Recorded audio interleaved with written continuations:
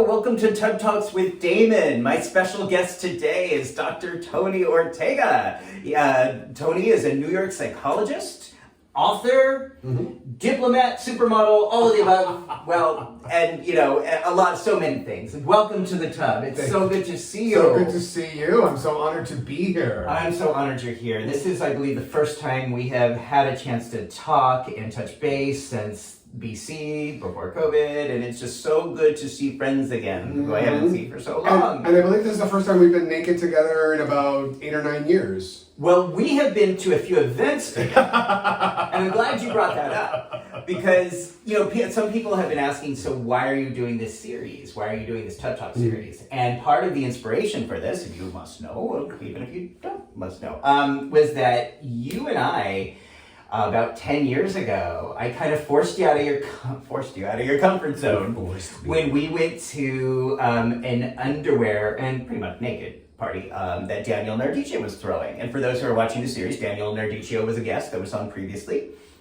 and does some really, really fun clothing optional, body positive events throughout New York City as well as Fire Island and New Orleans. So I kind of made you go to one about 10 years ago. And you had a lot of trepidations about that. A lot because, it's so outside the box for me. Yes. And then both of us being in the mental health profession, it's like, it's something that's not expected of us. Right. And then, growing up Cuban, Catholic, South Florida, underwear party? Let your mother not find out about this. Wow.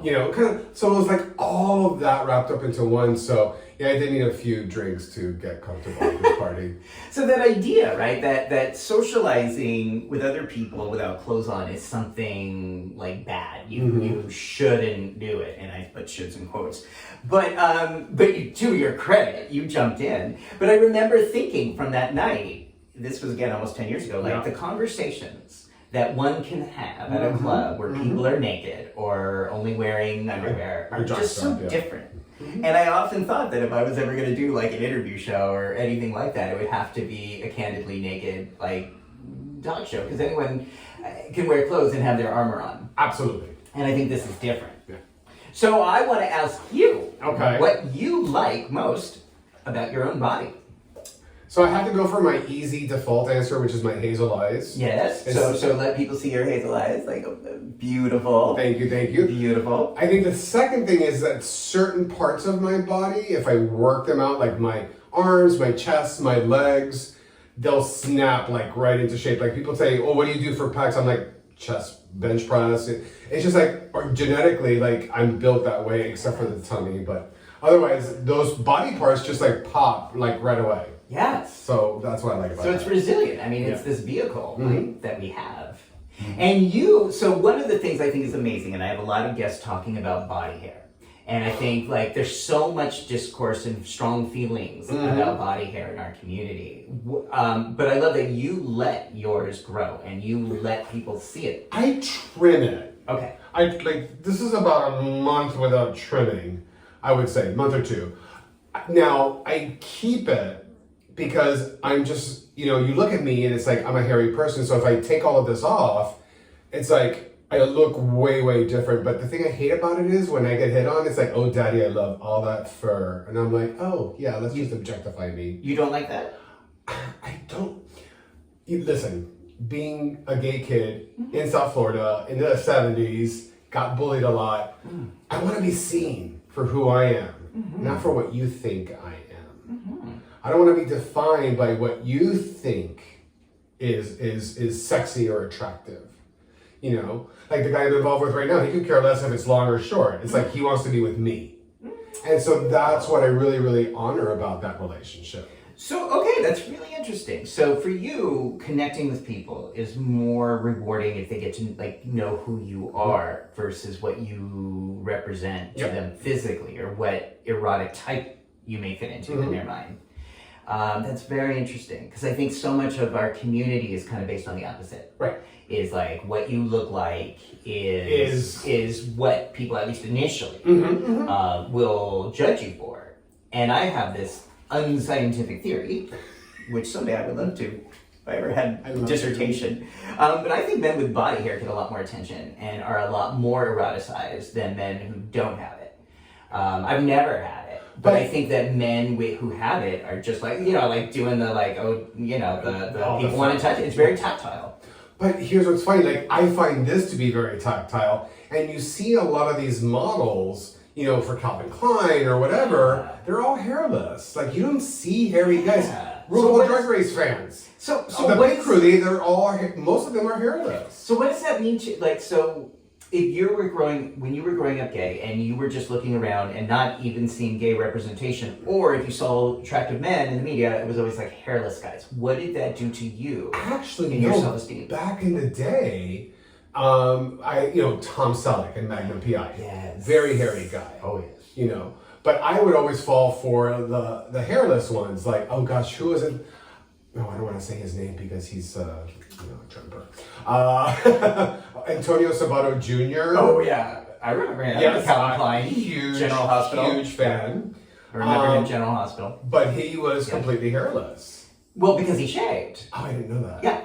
Oh. No, he's done a few movies where you can see that he's got more going on. He doesn't have a lot of hair, but he definitely shaves or waxes. So when I was younger, there was a lot of that representation of men with body hair. Yeah. But I guess my attraction grew to men without body hair. Or maybe, I'm psychoanalyzing myself now. Maybe it was because I was rejecting my own self that I wanted what wasn't me. Interesting. Mm-hmm.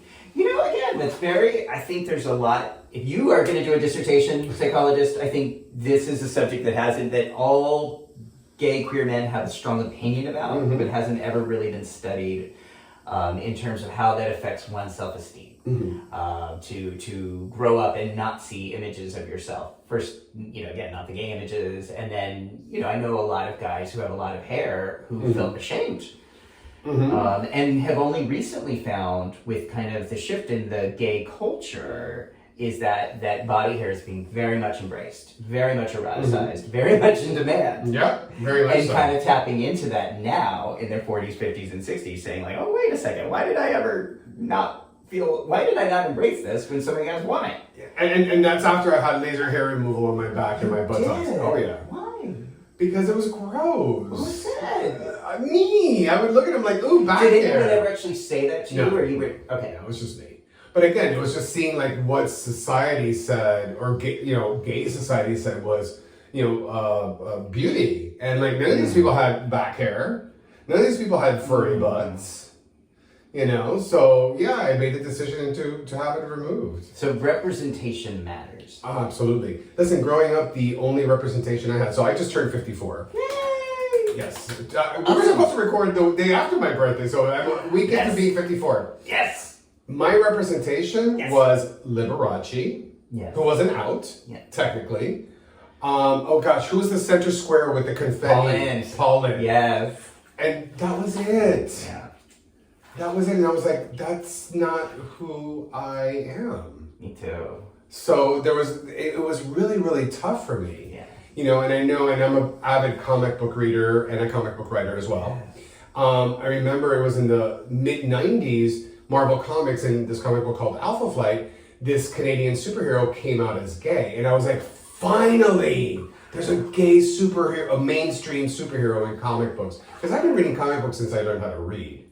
But it was always, and listen, even in comic books, these guys are hairless. Right. Except for Hercules, maybe. Where do you think the prohibition is? And do you think it's global? Because it seems to be in other areas, like the UK, you can be famous and have body hair. Yeah. Example, Robbie Williams. Robbie Williams is so hot. Tom Jones, both extremely popular, mega stars globally. Very, very ebullient, enthusiastic, hairy men who are popular everywhere in the globe except the United States. Yep. And I always wondered, is there a prohibition here that you cannot be famous, you cannot be attractive to the young set and be hairy at the same time? But I think that's, like you mentioned, I think that's changing now. Yeah. People, in our society are embracing men with body hair. They're even embracing, tummies. Yes. Does that surprise you? Totally. Totally. Like, when I started seeing the guy that I'm involved with now, the guy he was with before was like, oh, yeah, and he had a tummy and I like that. And I'm like, oh, okay. Yeah. Like, like if you have, for me, what's more important, again, going back to the whole connection, I don't care what you look like, I want to connect with you as a human being. Right. And so what you look like, because, my ex, I did him a favor. Not the body type I typically go for, but we had connected. Right. Interesting. And so that for me was more important. So I love that. And so much of your writing reflects your values. And I just want to bring up my book here, my copy of your book. For those who haven't read it or seen it, is he here yet? Hashtag, is he here yet?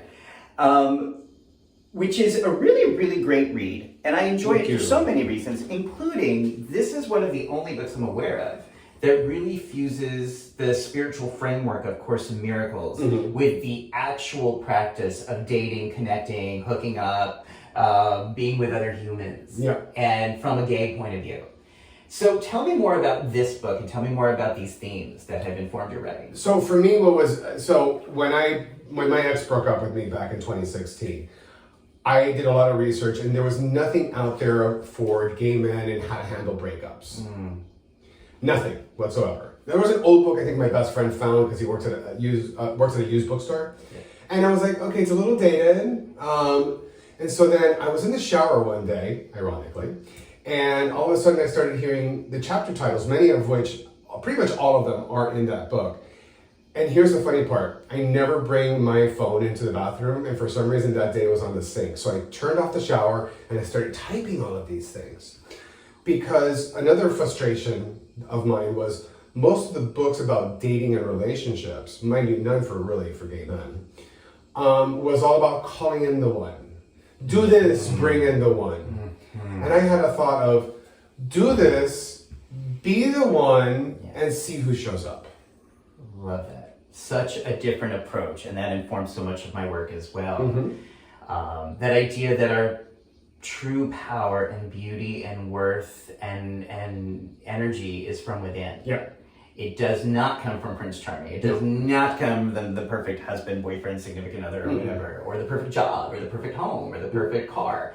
It's really the true, authentic self is what we want to be focused on. And this book is one of the few books that I've ever seen address that from, this idea of how we begin with that and then extend. Well, and where Course in Miracles kind of fell in is that one of the things that Course in Miracles talks about is our only problem, and I think, I know Marianne has said it this, Marianne Williamson has said it this way. Our only problem is our thoughts of separation. Yes. So, we approach, or I approach, let me speak about myself. I approach dating like, you're going to complete me. You're going to give me my value. You're going to make me feel beautiful. No one's going to do that for you. Yeah. Because I had someone who did that and yet emotionally abused me at the same time. Back in 2016. And if you're watching, the cease and desist order is still on. I'm such a bitch. And so, it was like, no, like attracts like. Yes. So it's really a little bit of a Course in Miracles and Law of Attraction, where it's like, be the person you want to be with, see who shows up. And in this book, I think the dating chapter is not until chapter 9 or 10. So it's all of this work about clearing up your past, getting very clear about what you want, and all of these things. And it's funny, because I wrote this book in 2016. I dated a few times, 2017. Dated a few times, but nothing really successful. And then on a Sunday night, after Thanksgiving, after I had closed so many chapters of my past successfully, I'm on Grindr, bored, and some guy hits me up, a faceless profile, which I cannot stand, and it's on my profile, no faceless profiles. He hits me up, we start talking, we get into an argument, I tell him to fuck off within 5 minutes. 2 hours later, he's like, let me redeem myself. And 10.5 months later, we're still together. Wow. Now, here's the ironic part. I had no thought of dating at that moment. I was not on Grindr because I was looking for anything in particular. I was just bored watching TV. So in this digital age, we don't do one thing anymore. And so, but the reason why I bring up the story is that at that point in my life, this was November 2020, after surviving COVID myself and all of these, almost losing my business because, you know, like, hello, like a lot of businesses lost in this pandemic. I was like, okay with who I was. I had overcome all of this stuff. Things were going fine. I was like, you know what? Things are good. I wasn't even looking. As a matter of fact, I had just stopped dating someone back in October. So December, I met my current guy. Because it was like, no, this isn't a match. He's perfect. He's loving. He's affectionate, but the connection's just not there for me. Wow. So the order this happened was that you really being accepting and at peace. Yep. And loving yourself and surviving COVID. And really honoring this thing we call the body, the vehicle. Ooh, I'm so glad you brought that up. So I live alone with a diabetic cat. Yeah.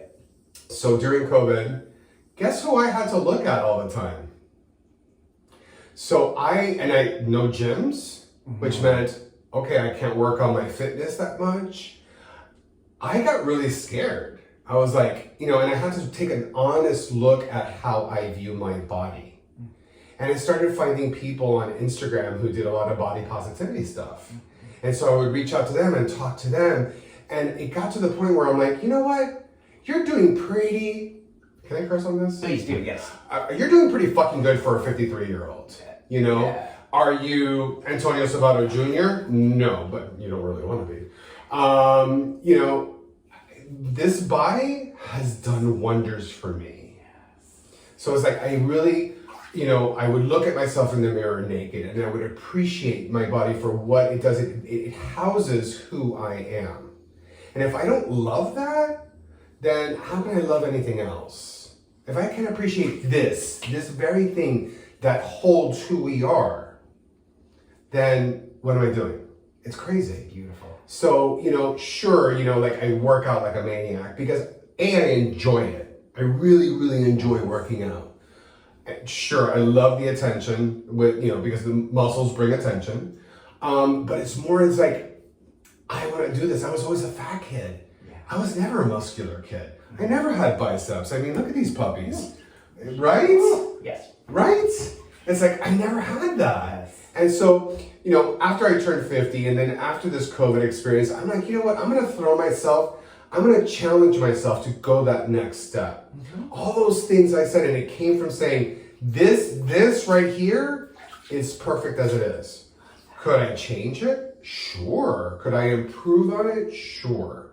But it's perfectly fine the way it is. Love that. That's beautiful.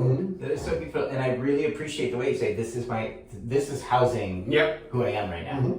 And instead of being in argument with that or in battle with that, as so many people we know in our community are, what if we just embrace that, love that, really honor that for what it is, and then just go forward from there. Connect and meet, and then you met your partner from there, from that place on Grindr, where it was just like, okay, you weren't invested in making something happen and someone completing you, making you feel special. That's the other thing the Course talks about is the word special. That's not a good word. It's a one-way ticket to suffering, spoiler alert. Yeah. And, but really built and created from there. And I think that is our true power at all ages, but especially as we're getting older. And now that we have lived through 2 pandemics and just saying, okay, so what if we connect? You know, so many gay men I know that you are aware of too, just get really scared about getting older and scared of being lonely.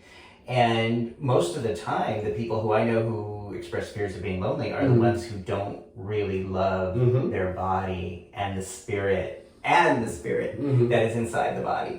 And once they get there, once they're able to expand and enhance their experience of loving their body and their spirit, then that loneliness thing isn't really quite a fear anymore. Yeah. Right? Well, it's so funny. I'm working with a client, lovely chap in his late 20s, early 30s. If you look at him on the street, you're like, this is a handsome dude. Yeah. You know, he's in nice shape. He's a performer. Super, super talented. He can't get to his goal weight of 180 pounds if it killed him. He just can't gain the weight. And that 180, and I mentioned it in the book, was killing him. And I'm like, let's call him Jake. Jake, that's a number. That doesn't define who you are. Tell me who Jake is. Tell me all of that. You know, and it got to the point where like this 180 doesn't even come up anymore. Yeah. So we let go of numbers. We release. Let go of labels. Labels.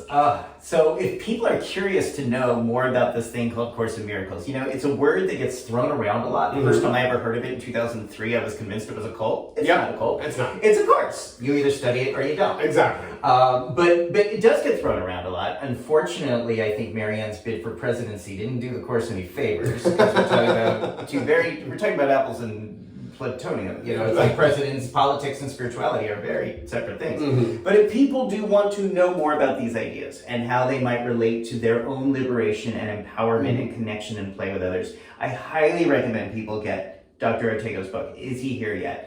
It gives you a lot of grounding about the course and gives you a lot of these ideas, sort of like a framework for understanding, and then it gives you a lot of practical tools for creating the kind of connections and relationships in your life you want to have because they expand who you are, not because they complete you. Yes. During the pandemic, when it started, I lowered the Kindle price. It's still at 99 cents. So if you have a Kindle, 99 cents. 99 cents. If you don't like it, I will reimburse you. How's that? How are you going to get an offer better than that? And if people go to your page, they're going to see you have written two other books. Two other books. The third book is still in negotiation. Negotiation. It's coming out. Yeah. So where can people find you and where can people see more of your work? So on social media, Dr. Tony Ortega, and you'll see me just as undressed as you see me now.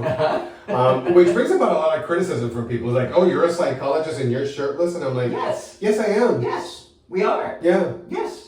I don't care. Physical health, sexual health, and mental health. Listen. The same. I run an LGBT specific business. What is the biggest, one of the biggest obstacles with gay men? It's their body image. So I don't have no issue with it. Yes. Or www.drtonyortega.com. Don't spell out the word doctor, just DR. Yeah. DR. Tony Ortega. Tony Ortega. Yeah. Okay. And people can see your books, they can see your work, they can see more of your ideas. My comic book. That's all at the drtonyortega.com? Yeah, even my comic book merged psychology, comics, and spirituality because it's called The Accords, and it's a 7-member team, LGBTQ and straight people, and each member has a power related to a chakra. Okay, I haven't read this, so I can't wait to read it. Okay. All right. Also 99 cents on Comixology. Beautiful.